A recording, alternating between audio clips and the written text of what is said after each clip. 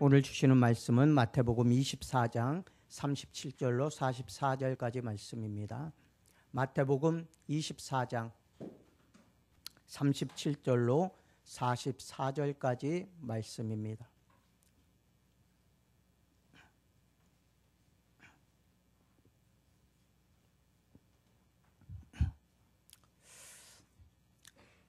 우리 다 찾으신 줄 알고 우리 한 절씩 교독하겠습니다. 노아의 때와 같이 인자의 임함도 그러하리라.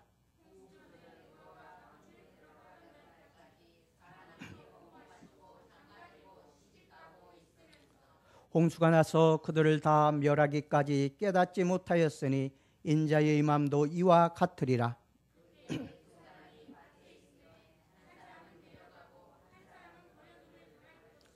두 여자가 맷돌질을 하고 있음에 한 사람은 데려가고 한 사람은 버려둠을 당할 것이니라.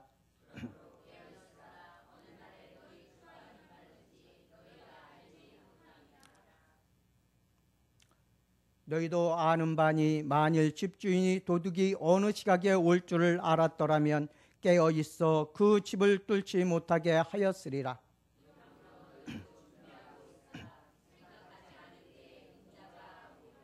아멘. 잠시 기도드립니다.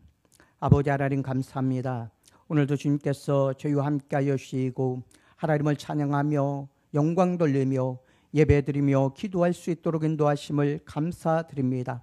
주의 오실 날을 예배하고 있어야 할 이유에 대해서 말씀을 증거하오니 하나님께서 함께하여 주사 늘 주의 날을 예비하고 깨어 기도하는 삶을 살아갈 수 있는 귀한 성도들 될 수 있도록 주께서 인도하여 주옵소서. 온전히 주님만을 바라며 하늘의 소망만을 바라보고 나아갈 수 있는 주의 성도들 될 수 있도록 도우시고 항상 승리의 삶을 살아갈 수 있는 주의 복된 자녀들 될 수 있도록 주께서 역사하여 주시옵소서.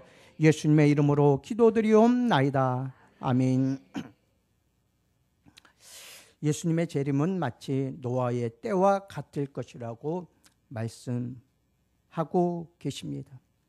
이 말씀은 하나님의 심판을 미리 예비했던 노아의 가족은 다 살았지만 이에 대하여 전혀 예비치 아니한 그 당시 모든 사람들은 멸망받았다는 것을 일깨워 주시기 위한 그러한 말씀입니다. 그들은 장가들고 시집가고 죄로 방탕한 삶을 살았습니다. 그러나 하나님께서 노아와 그 8 식구들을 방주에 들어가게 하시고 물로 세상을 심판하실 때까지 그들은 하나님의 심판을 깨닫지 못하였습니다. 그래서 노아의 8 식구 외에는 구원받은 이가 없었음을 우리는 볼 수 있습니다. 그러던 그들은 왜 노아가 전파하는 복음을 듣지 않고 심판을 받았습니까? 그들은 방주를 만들지 않고 먹는 일과 마시는 일, 집을 짓는 일과 장가들고 시집가는 세상적인 일에만 몰두하였습니다. 노아는 120년 동안 방주를 만들면서 하나님께서 심판하실 그날이 가까웠음을 전하였습니다. 그러함에도 불구하고 그들은 깨닫지 못하고 노아의 전하는 말을 듣지 아니하고 방주를 짓고 있는 노아를 비웃고 조롱하였습니다. 그러함에도 노아는 방주를 짓는 일에 열심이었고 또한 심판에 대하여 증거하는 삶도 열심이었습니다. 그러함에도 불구하고 그들은 먹고 마시며 집을 짓고 장가들고 시집가고 온통 죄악으로 만연된 삶을 살았기에 그들은 이 참 복음을 깨닫지 못하고 구원받지 못한 삶을 살게 됨을 우리는 잘 알 수 있습니다. 이런 사람들의 심령은 어떠했습니까? 하나님의 심판을 깨닫지 못하였습니다.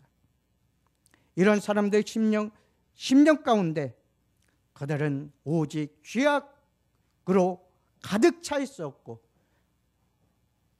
허탕함과 방탕함으로 가득 차 있었습니다.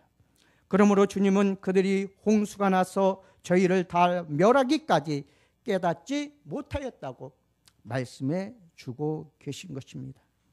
이 같은 일은 우리에게 큰 경종을 울려주고 있습니다. 왜냐하면 마지막 날에도 이와 똑같은 현상이 빚어질 것이기 때문입니다. 누가복음 21장 34절에서 36절까지 말씀은 이렇게 기록되어져 있습니다. 너희는 스스로 조심하라. 그렇지 않으면 방탕함과 술 취함과 생활의 염려로 마음이 둔하여지고 뜻밖의 그날이 덕과 같이 너희에게 임하리라. 이 날은 온 지구상에 거하는 모든 사람에게 임하리라.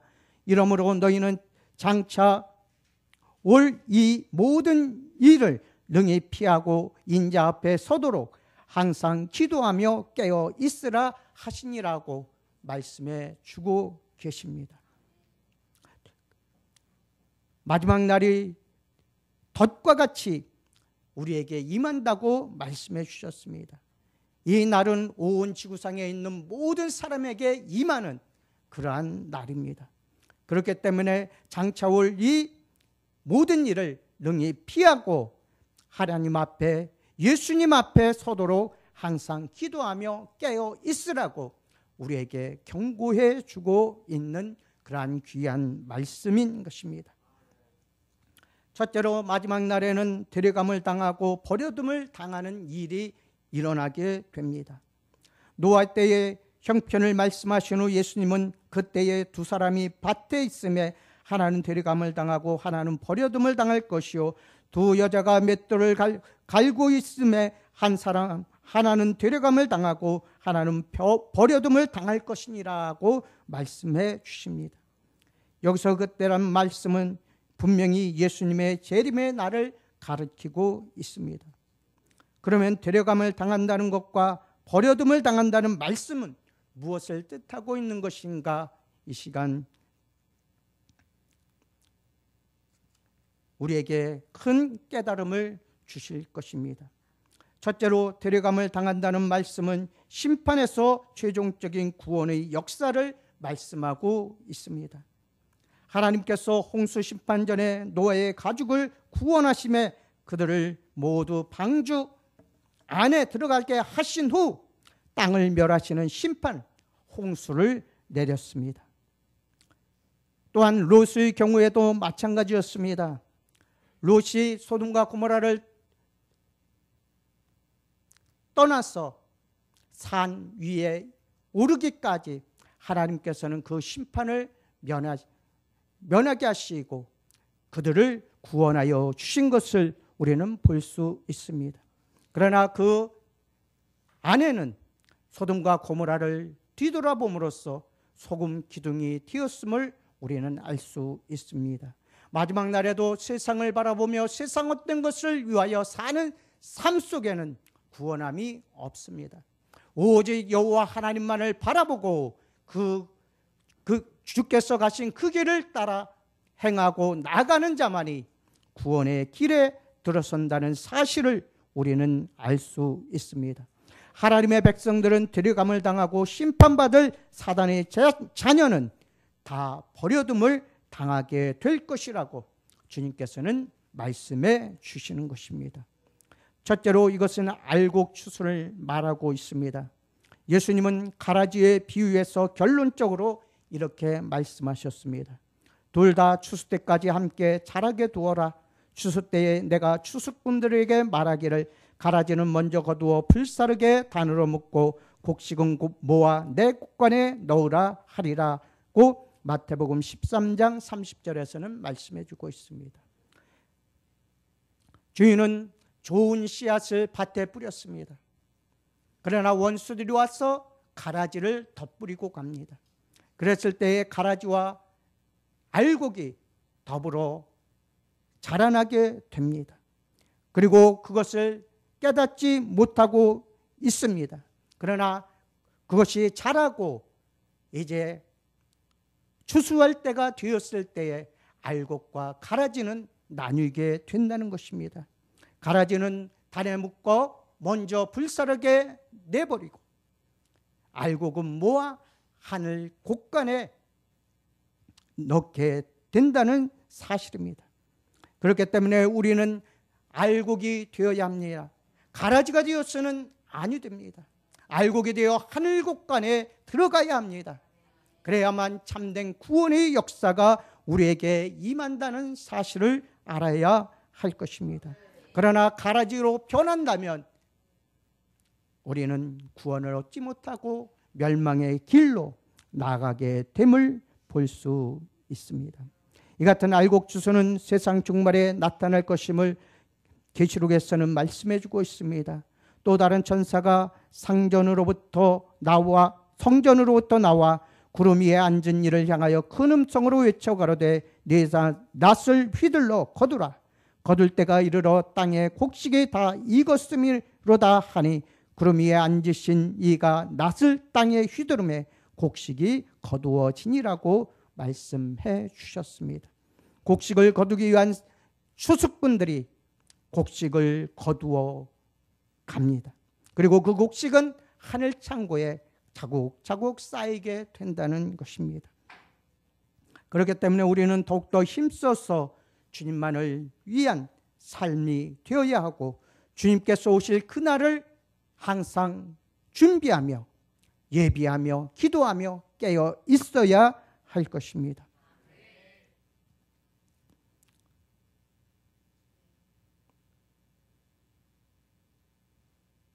둘째로 알곡 추수는 마지막 때 천사를 통하여 이루어진다고 말씀하고 있습니다. 예수님은 이 일에 대하여 이처럼 말씀하셨습니다. 그때의 인자의 징조가 하늘에서 보이겠고 그때 땅의 모든 족속들이 통곡하며 그들이 인자가 구름을 타고 능력과 큰 영광으로 오는 것을 보리라. 저가 큰 나팔 소리와 함께 천사들을 보내리니 저희가 그 택하신 자들을 하늘 이 끝에서 저 끝까지 사방에서 모으리라고 마태복음 24장 30절에서 31절에서는 말씀해 주고 있습니다. 예수님께서는 큰 능력과 영광으로 오시면서 천사들을 보내어 구원받은 백성들을 하늘 이 끝에서 저 끝까지 사방에서 모으신다고 말씀해 주고 계신 것입니다. 셋째로 이때 들여감을 당하는 사람들은 천사들에 의해 공중으로 들림받을 것임을 데살로니가전서 4장 16절에서 17절에는 말씀해 주고 계십니다. 주께서 호령과 천사장의 소리와 하나님의 나팔 소리로 친히 하늘로부터 강림하시리니 그리스도 안에서 죽은 자들이 먼저 일어나고 그 위에 우리 살아남은 자들도 그들과 함께 구름 속으로 끌어올려 공중에서 주를 영접하게 하시리니 그리하여 우리가 항상 주와 함께 있으리라고 말씀해 주셨습니다.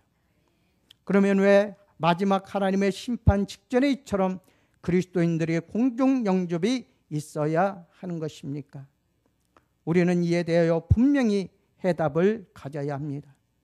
그 이유는 하나님의 마지막 인류의 심판이 일곱째 대접 재앙으로 나타나는데 이 재앙은 이 세상이 온전히 무로 돌아가는 일이기 때문입니다.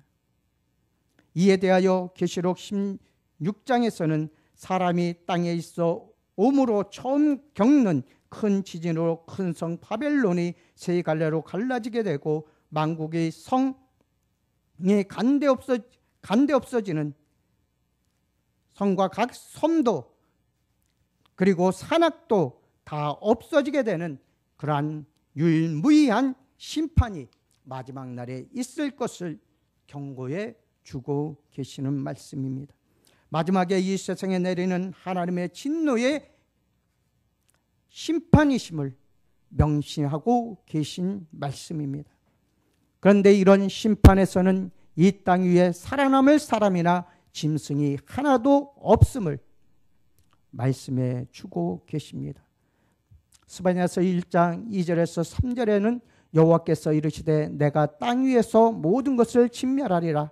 내가 사람과 짐승을 진멸하고 새와 바다의 고기와 거치게 하는 것과 악인들을 아울러 진멸할 것이라. 내가 사람을 땅 위에서 진멸하리라. 나 여호와의 말이니라고 말씀해 주고 계십니다. 마지막 심판에서는 이 땅 위에 살아남을 사람이나 짐승이 하나도 없음을 하나님께서는 말씀해 주십니다. 그리고 그의 택한 백성들을 공중으로 끌어올리시는 말씀을 데살로니가 전서 4장 16절 17절에서는 말씀해 주셨던 것입니다. 그리고 그 후에 그리스도인들은 새롭게 이 땅 위에 세워진 천년 왕국으로 내려와 천년 동안 그리스도와 더불어 살게 되는 에덴의 생활이 전개된다고 하나님께서는 말씀해 주셨습니다. 그리고 천년이 찬 후에 우리는 하늘로부터 신부의 단장을 갖추고 내려오는 새 예루살렘은 우리의 영원하신 천국으로 인도될 것임을 계시록에서는 분명히 말씀해 주셨습니다. 둘째로는 버려둠을 당한다는 말씀은 하나님의 진노의 심판을 받아 멸망받는 일을 말하고 있습니다. 홍수 심판 때 노아의 가족과 방주 안에 들어간 모든 생물 외에는 하나님의 심판으로 완전히 멸망당하였습니다. 인류의 마지막 날 하나님이 내리시는 심판 역시 그가 버려둠을 당한 이상 어떤 존재이건 완전히 멸망을 당할 것임을 우리에게 분명히 말씀해 주십니다. 첫째로 이들 중에 많은 무리들은 하나님의 큰 잔치의 먹이로 새에게 먹히게 될 것입니다. 하늘에서 내려오시는 주님의 군대와 싸우기 위해 아마겟돈으로 모인 모든 적 그리스도의 군사들은 이 잔치의 주빈으로 초대받은 공중의 각종 새들의 먹이가 될 것을 계시록 19장 17절에서 18절에서는 말씀해 주고 있습니다. 또 내가 보니 한 천사가 태양 안에 서서 공중에 나는 모든 새들을 향하여 큰 음성으로 외쳐 이르되 와서 하나님의 큰 잔치에 모여 왕들의 살과 장군들의 살과 말들과 그것을 탄 자들의 살과 자유인들이나 종들이나 작은 자나 큰 자나 모든 자의 살을 먹으리라 하더라고 기록되어져 있습니다. 하나님께서는 하나님께 대적하는 모든 자들을 진멸하십니다. 그리고 오로지 신앙과 믿음을 지키어 나아가는 자를 구원해 주신다는 사실입니다. 둘째로 버려둠을 당할 대상자들은 어린 양의 생명책에 기록되지 못한 모든 사람들입니다. 누구든지 생명책에 기록되지 못한 자는 불못에 던지우리라고 계시록 20장 15절에서는 말씀해 주셨습니다. 하나님의 생명책에 기록하지 못한 자는 모두가 멸망을 당하게 됩니다. 그렇기 때문에 우리는 온전히 하나님의 생명책에 기록된 것을 기뻐하며 하나님 앞에 영광 돌리는 삶을 살아야 할 것입니다. 온전히 주님께 구원받는 귀한 성도들이 되시길 바랍니다. 셋째로 버려둠을 당할 자들은 한결같이 짐승의 표를 받은 자들이 될 것임을 말씀해 주셨습니다. 저가 모든 자 곧 작은 자나 큰 자나 부자나 빈궁한 자나 자유한 자나 종들로 그 오른손이나 이마에 표를 받게 하고 누구든지 이 표를 가진 자 외에는 매매를 못하게 하니 이 표는 곧 짐승의 이름이나 그 이름의 수라고 말씀하고 계십니다. 그렇기 때문에 믿는 자들, 구원받을 자들은 짐승의 표를 받아서는 안 된다는 사실입니다. 짐승의 표를 받는 자들은 모두 멸망의 길로 나아가게 되기 때문입니다. 어떠한 미혹과 유혹을 받더라도 우리는 이러한 표를 받아서는 아니 될 것입니다. 넷째로 버려둠을 당할 자들 중에는 단 한 명도 예외가 없음을 말씀해 주고 계십니다. 여기에서 주님께서 하신 말씀에 두 사람과 두 여자가 나옵니다. 이것은 한 가족 중에서도 이처럼 데려감을 받을 사람과 버려둠을 당할 사람이 나뉘어진다고 말씀해 주고 계십니다. 천국은 믿음으로 들어가는 곳이지 어느 한쪽에 의존해서 함께 들어갈 수 있는 곳은 아닙니다. 그렇기 때문에 집에 있거나 밭에 나가 일하거나 맷돌질을 할 때에도 남는 사람이 있는가 하면 데려감을 당하는 사람이 있다는 것입니다. 그들 중에도 한 사람은 구원을 받고 한 사람은 멸망을 당하게 될 것임을 분명하게 말씀해 주고 계십니다. 그러므로 우리는 항상 믿음을 지켜 나가는 삶을 살아야 합니다. 어떤 유혹과 미혹 속에서도 승리의 삶을 살아야 합니다. 오직 우리의 대장 되신 예수 그리스도와 함께할 때만이 승리의 삶을 살 수 있기 때문입니다. 이것은 또한 부부간에도 마지막 날에 가서는 이처럼 비참하게 구원과 멸망의 길로 나뉘게 된다는 것을 우리에게 잘 깨닫게 해 주시는 귀한 말씀입니다. 여기서 한 가지 덧붙일 것은 어떤 분은 주님의 이 비유를 대환란 전에 하나님의 보호하심을 받을 사람들과 환란에 떨어질 사람들의 구분이라고 말합니다. 어느 쪽이건 정말 성도들이 깨어 있어야 할 일에 대한 주님의 말씀은 우리에게 큰 깨달음을 줍니다. 구원받을 백성들은 항상 깨어 근신하여 기도해야 합니다.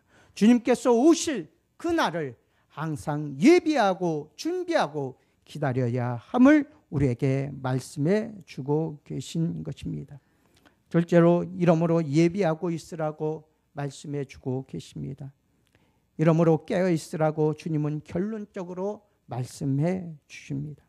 깨어 있으라는 말씀은 그레고레 이테로, 그 뜻은 정신을 차리라, 주의하라는 뜻이 있습니다.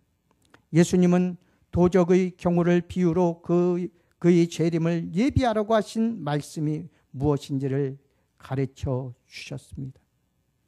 첫째로 깨어있는 방법은 기도하는 삶입니다.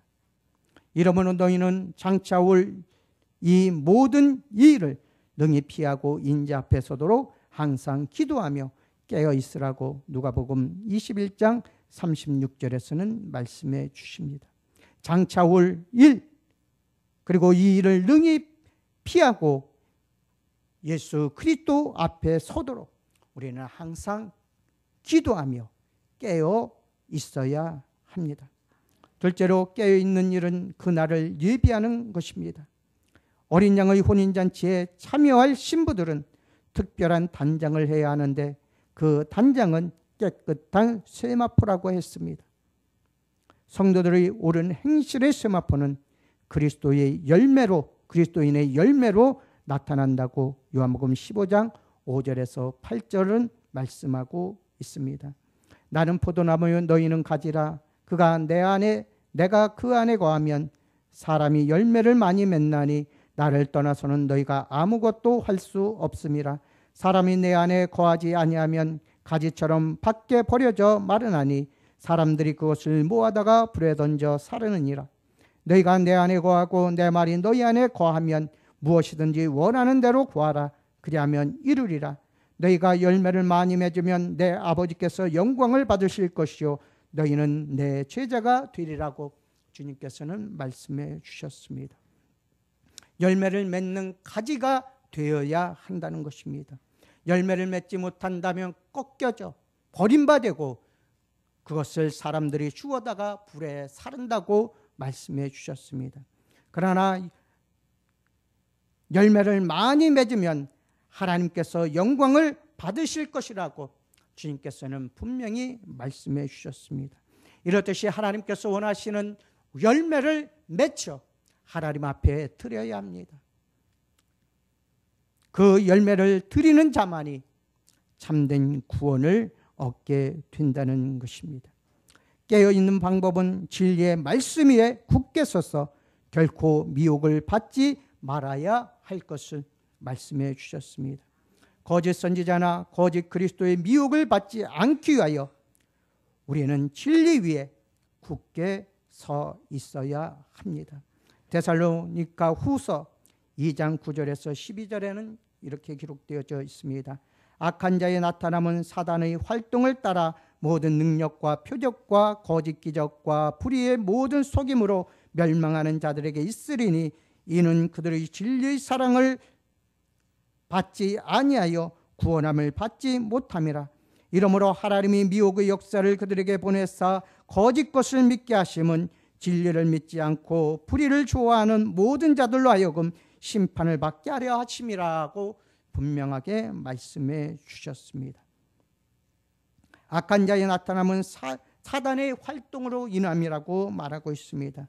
그들은 능력과 표적과 거짓 기적과 불의의 모든 속임으로 멸망하는 자들이라고 말씀해 주고 계십니다.